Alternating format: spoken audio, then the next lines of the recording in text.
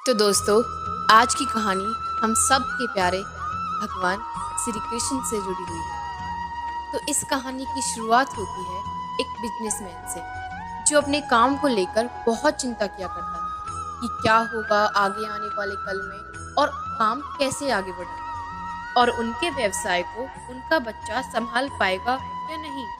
दोस्तों, उनका एक बेटा भी था जो उनसे हमेशा कहता रहता था कि पापा, आप मुझे हमारे इस बिजनेस को संभालने का केवल एक मौका दीजिए, क्योंकि अब मुझे बिजनेस करना आ गया है। लेकिन वो व्यक्ति कभी भी अपने बेटे को बिजनेस करने का मौका नहीं देता। तो दोस्तों, एक दिन उस बिजनेसमैन को दिल का दौरा पड़ जाता है और उनको हॉस्पिटल में भर्ती किया जाता है।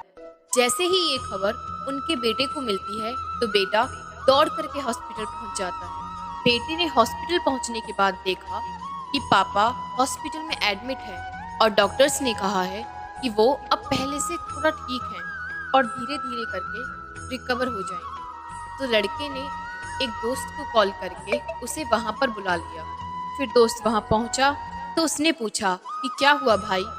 तो उस लड़के ने बताया कि मेरे पापा को दिल का दौरा पड़ा है और वो हॉस्पिटल में एडमिट है। उसके बाद वो बिजनेसमैन का लड़का अपने दोस्त से कहता है कि चल ना बाहर, चल के आ जाते हैं, बहुत देर हो गई है। और वो दोनों अस्पताल से बाहर चले जाते हैं। बाहर जाते ही उन्हें एक आइसक्रीम वाला नजर आता है। फिर बिजनेसमैन के लड़के ने अपने दोस्त से कहा कि आ जाओ भाई, आइसक्रीम खाते हैं। इतना सुनते ही उसका दोस्त चौंक गया और सोचने लगा कि ये क्या पागलपन है, पापा तो अंदर एडमिट हैं और ये यहाँ पर आइसक्रीम खाने की सोच रहा है। फिर उन दोनों ने आइसक्रीम खरीद ली और दोनों आइसक्रीम खाने लगे। लेकिन उस बिजनेसमैन के लड़के का दोस्त उससे रहा ना गया। उसने अपने दोस्त से पूछ ही लिया कि भाई, मुझे समझ नहीं आ रहा कि तुम्हारे बिजनेस का आगे क्या होगा और तुम्हारे पापा की तबीयत भी अभी ठीक नहीं है और तू यहाँ बैठकर आइसक्रीम खा रहा है, मुझे समझ नहीं आ रहा। और फिर बिजनेसमैन के लड़के ने जो बात कही उसे अब ध्यान से सुनिएगा। उस बिजनेसमैन के लड़के ने अपने मित्र से कहा कि मुझे मालूम है तू ये सोच रहा होगा कि मेरे पापा हॉस्पिटल में एडमिट है और यहाँ आइसक्रीम चल रही है, मज़े चल रहे हैं, पर ऐसा कुछ नहीं है। मैं भगवान श्री कृष्ण का बहुत बड़ा भक्त हूँ और उनकी दो बातें हमेशा याद रखता हूँ। पहली बात, जो हम सबको पता है कि हमें काम तो करना है और फल की चिंता भी नहीं करनी है। तो दोस्त, मैं अपने काम पर पूरा ध्यान दूंगा, पूरा फोकस करूंगा और मुझे उम्मीद है कि बिजनेस भी अच्छा चलेगा। और दूसरी बात पर उसने अपने मित्र से कहा कि मैं तुम्हें एक श्री कृष्ण की कहानी सुनाता हूँ जो तुम्हें इस दूसरी बात को समझने में मदद करेगी। श्री कृष्ण की जो पत्नी थी उनका नाम रुक्मणी था। उनको जब पहला बेटा हुआ था तो उनका नाम प्रद्युम्न रखा गया, परंतु प्रद्युम्न के जन्म के पश्चात ही उसका अपहरण हो गया। प्रद्युम्न के अपहरण के पश्चात ही रुक्मणी नाराज और उदास होने लगी कि क्या हो गया है। लेकिन भगवान श्री कृष्ण ने उनसे कहा कि तुम चिंता मत करो, प्रद्युम्न जहाँ भी होगा वह ठीक होगा। लेकिन इतना समझाने के बाद भी वह अपने बच्चे के दुख में उदास और निराश रहती थी।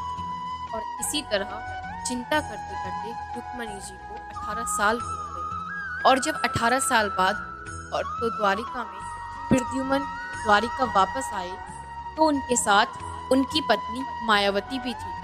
अब समस्या ये थी कि मायावती, जो कि उनकी पत्नी थी, उनकी उम्र उनसे 20 वर्ष ज़्यादा थी। वहाँ रुक्मणी जी पहले तो बहुत खुश हुई कि बच्चा वापस आ गया, परंतु उसके पश्चात वो बहुत दुखी हुई कि उनकी जो पत्नी थी वो उनसे 20 वर्ष बड़ी थी।